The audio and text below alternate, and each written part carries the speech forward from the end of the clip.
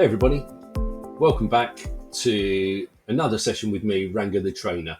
And today we're going to be looking at how you can create your own shopping baskets.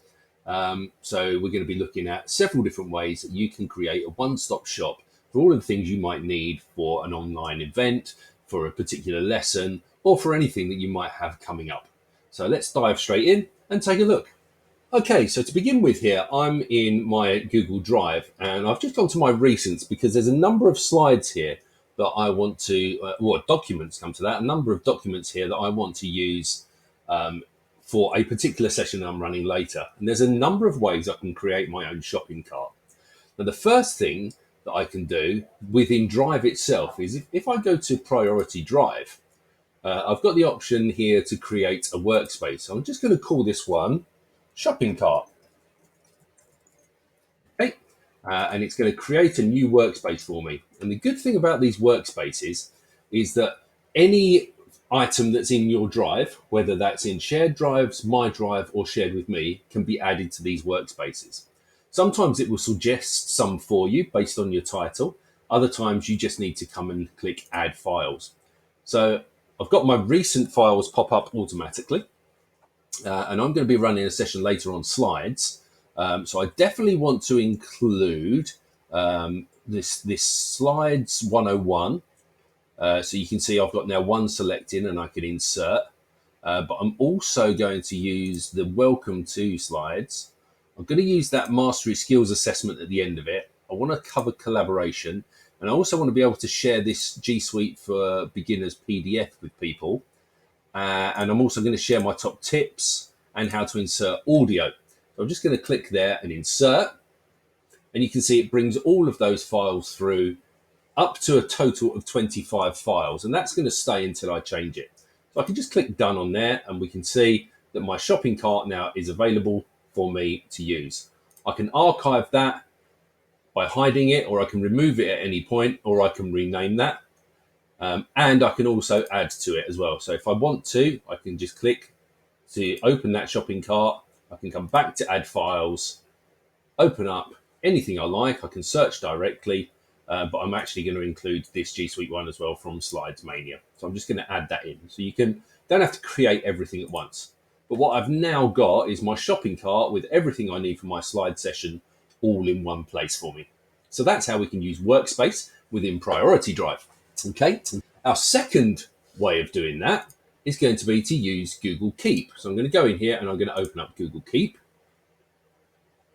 And the way I'm going to do this one is quite simply, I'm going to give this one a title. So I'm going to call this one shopping cart. Again, the advantage of this is it will pop up in your Gmail at the side. I'm going to take a note, but I want to show tick boxes this time. And I can list items by using the URL links. So I can come back to my recents. I can go to collaboration. I can get the link, copy that link, and pop it in here. Then I can add another, and I can copy this another link. Just click done on that one. I can grab, for example, the skills assessment, get the link to that, take it into Google Keep, and do the same here.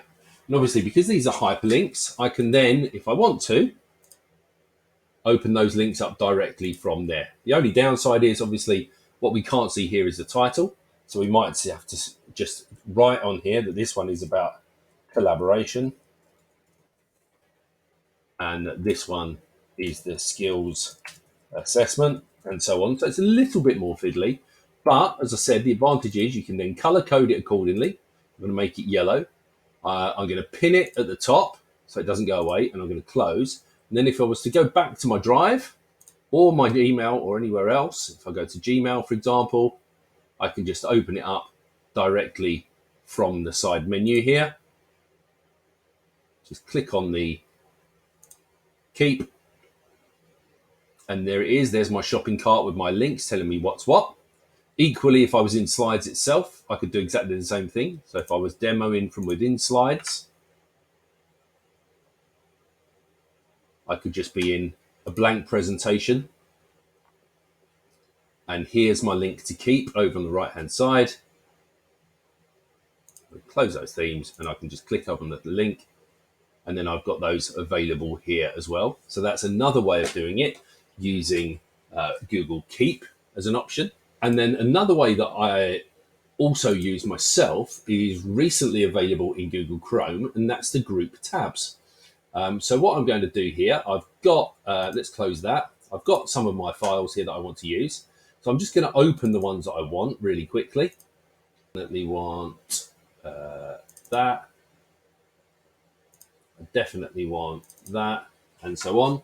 And now what I can do is I can group those all together. So if I click on one of my tabs and I right click, let's go here, you can see I've got the option here to add tab to new group. So if I click there, I can add a group. So I might call this slide session or lesson 1, or I might open up all of my tabs for the day that are really important.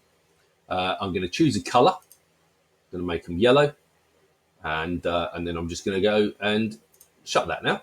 So that is now in that grouping, but I can add these others to it. So if I right click on this one, add to group, you can see slide session is now available.